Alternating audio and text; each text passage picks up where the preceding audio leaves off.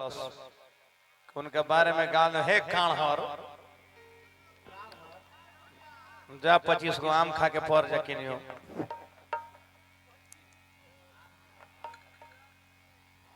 वाह मारा झपा झपा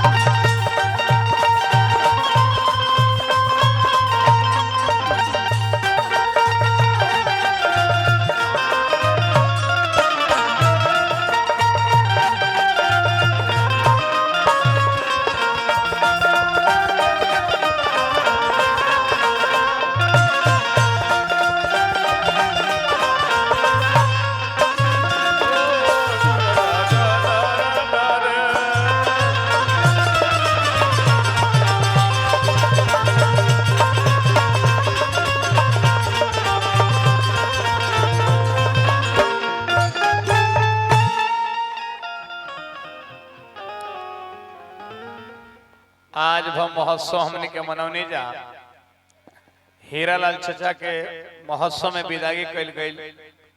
दुनिया में रोज लोग मरते हैं, रोज लोग जन्म भी लेते हैं, लेकिन सब कैला गैला में महोत्सव ना मने।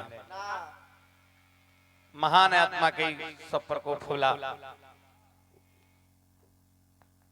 कबीर दास कह के गईले, रहना नहीं देश वीराना है, रहना नहीं देश वीराना है, ये संसार कागज की पुड़िया बूंद परे गली जाना है, रहना नहीं देश वीराना है। ये संसार झाड़ और झाखड़ आग लगे जर जाना है, रहना नहीं देश वीराना है। तय निर्गुण भजन के प्रोग्राम हो दानापुर में जाइब श्राद्ध गावे, जौन ब्यासी को ताल में 2 गो निर्गुण नहीं न गाएंगे उनको विदाई नहीं लोग देता है। तो निर्गुण के भी कई को अंग होते हैं। मेरे पिंकियो इधर आओ, मैं कानहर के देखे हुए निर्गुण में को बिलापत होला, तो बिलापत आत्मा के शांति खातिर गावल जाला। आ बिलापत अब लुप्त भइल चल जाता। कैसन गीत है तने देख ली, एकरा में अर्थ खोजे पड़ी रुआ के। कैसे खोजा जाला,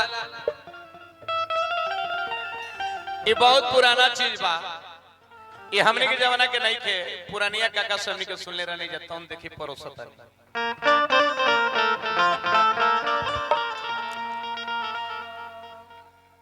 एगो किसान गंगा के किनार पर चीना बोलने रहे, हरिनवा चीनवा चर जात रहे।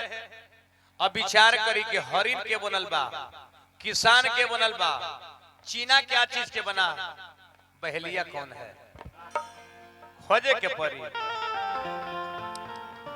बड़ा पढ़े के पड़ेला मनोज, है कानहर के कहता खाली अनारसा खाए के। पिंकी हो गईले किसनमा एक बहेलिया भी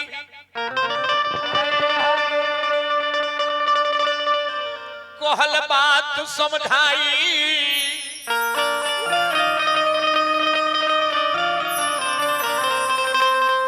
सारा फसल मोरा नष्ट भइल बा, कहले नैना से नीर बहाई का कहले ऐसे धर पुराना चीज बा हाँ कि यार बुनली में चीना बा बुनली में चीना बा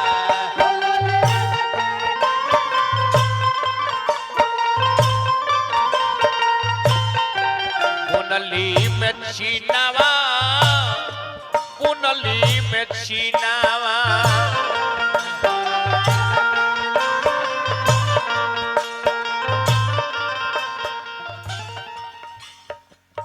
आर बुनली में माने मोल बच्चा एकरा के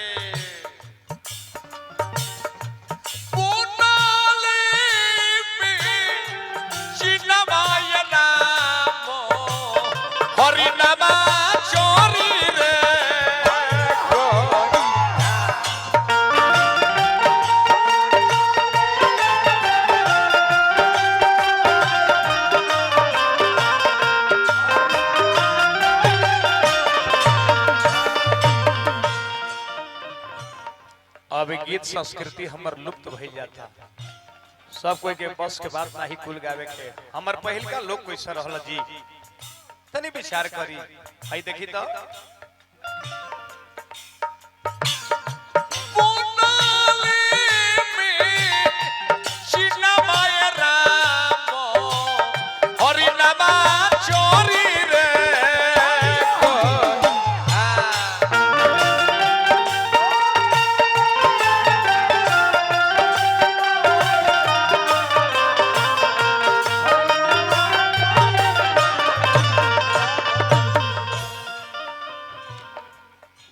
किसनमा एक पहेलिया भी और नहीं करो कहले बात समझाई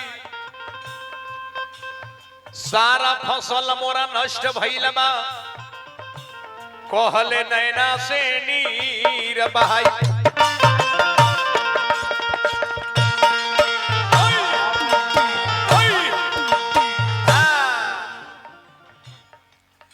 जौना रास्ता से जंगली जानवर गंगा जी में पानी पिए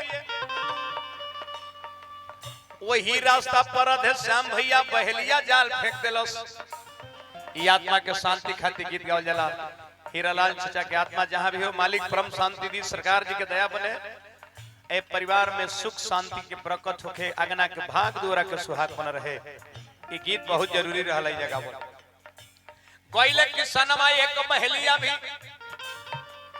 अब विचार करी सुनील भाई की बहेलिया के बा किसान के बा हरिन के बनल बा कहले बात समझाई सारा फसल मोरा नष्ट भइल बा कहले नैना से नीर बहाई जौना रास्ता से जंगली जानवर गंगा जी में पानी पिए वही रास्ता पर बहेलिया जाल फेंक दिलस तब भइल क्या पानी की पियास पानी के पियास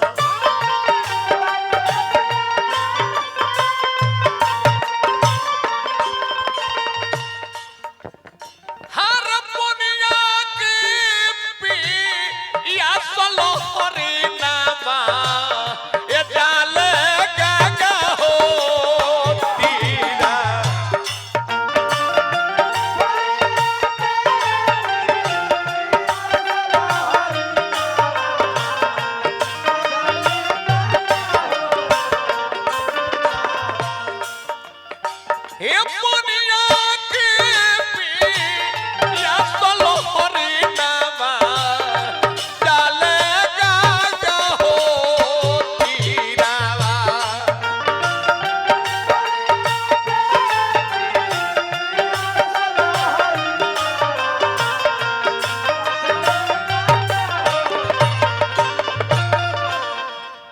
भाई जी विचार करेली बात बा हरिन के सिंह होला जलिया में झुरा गई बहेलिया तबले हाथ गोड़ बांध दलस हाथ गोड़ बांध के हाजीपुर हाट में ले जाके बेचे खातिर रखले बा।